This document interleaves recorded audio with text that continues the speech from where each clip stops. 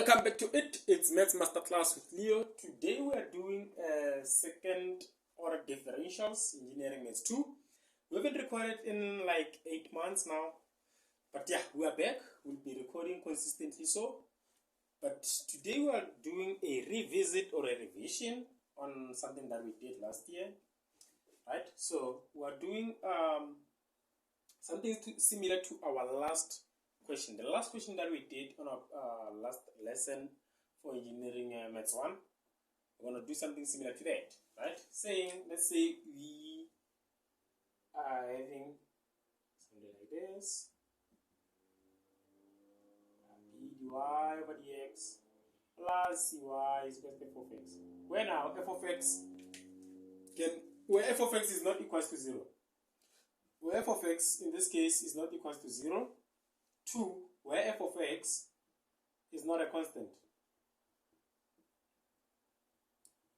In such cases, what do you do? Now, in this case, where our f of x is a straight line, right? Where our f of x now is a straight line, what do we do? Let's take one example, try to treat it and see the outcome. Right? Let's say you are given say 6d squared y over dx squared plus 4 dy over dx plus minus 2y is equal to 3x minus 2. Right? In this case, what are you required to do? You are required to determine the general solution of this problem. Right? We are required to determine the general solution. Remember, the first step is to determine the auxiliary or say auxiliary equation. Right? For auxiliary equation, you can say 6m squared plus, okay, let's just use a small letter m, 6m squared plus 4m minus 2 is equal to 0. Right? Then I can do what? I can factorize this. 6m, m, 1 and 2. Right? This is equal to 0. 6m minus 2 is equal to 0. Or m plus 1 is equal to 0. Then 6m is equal to 2 divided by 6 divided by 6. M is equal to 1 over 3. Right? Then m is equal to negative 1. This I can call it m1 and this call it m2. Right? Then, looking at this, I can see that I have two real numbers. Right? I have two real numbers. That tells me that my discriminant in this case is what? Is real, but different. Is real, but distinct. Because my solutions are not the same. My solutions are different. Now, when I say my discriminant is real, but distinct, which formula do I use? I can use this. So y is equal to ae to the power m1x plus be to the power m2x. Right? I can use that. Then I can say now, substitute ae to the power m, I can use 1 over 3x, right, plus be to the power negative x, because my value of m2 is negative 1. I can just say negative x, right? Then after doing that, I can now calculate what? I can now determine my y particular.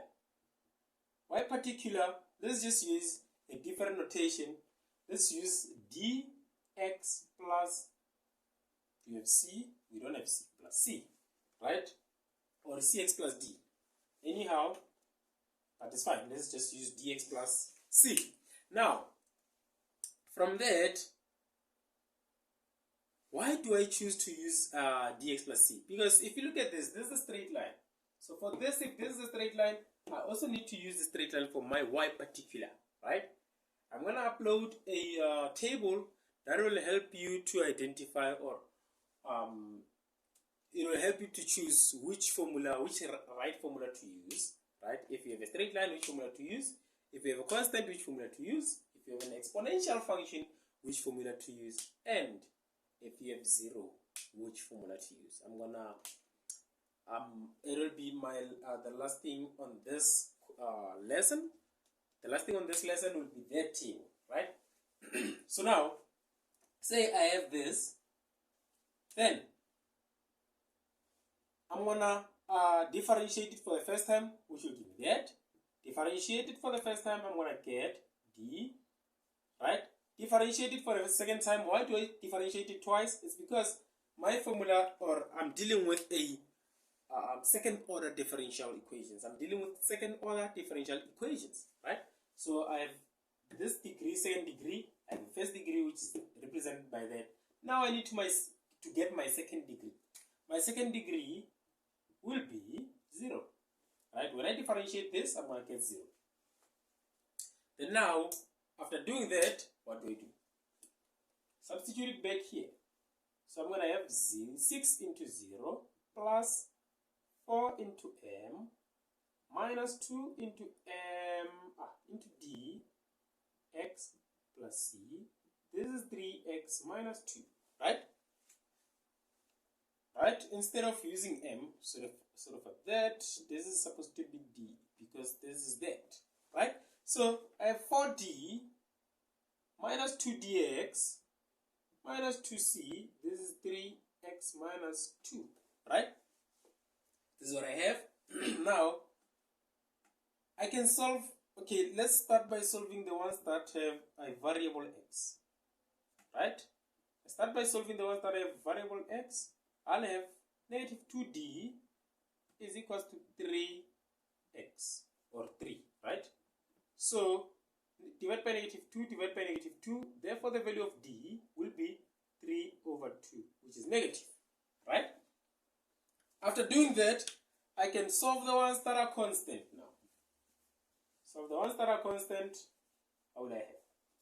So for constants, I'll have 4d minus 2c.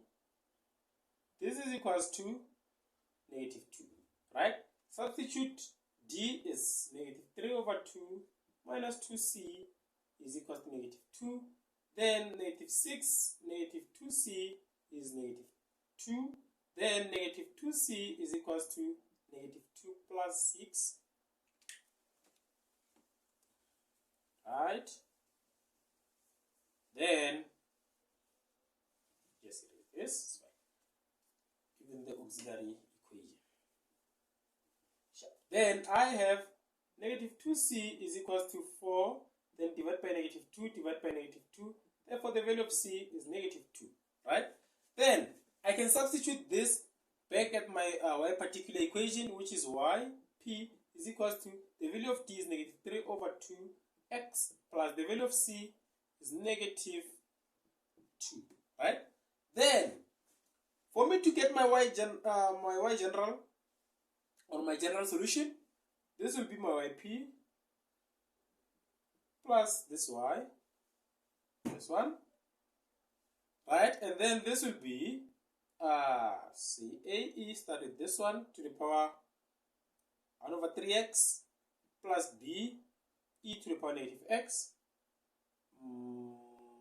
minus 3 over 2x minus 2. Then that is my solution. I hope you understand. Make sure to like, subscribe, and share the content with your friends. Right? The most important thing is to share the information with your friend. You don't want to pass alone. And remember, sharing the content with your friend, it will make you to discuss this type of questions, and then you might understand it better when you explain to your friend, or your friend explains it to you. See you in the next video. Danko means thank you. Danko!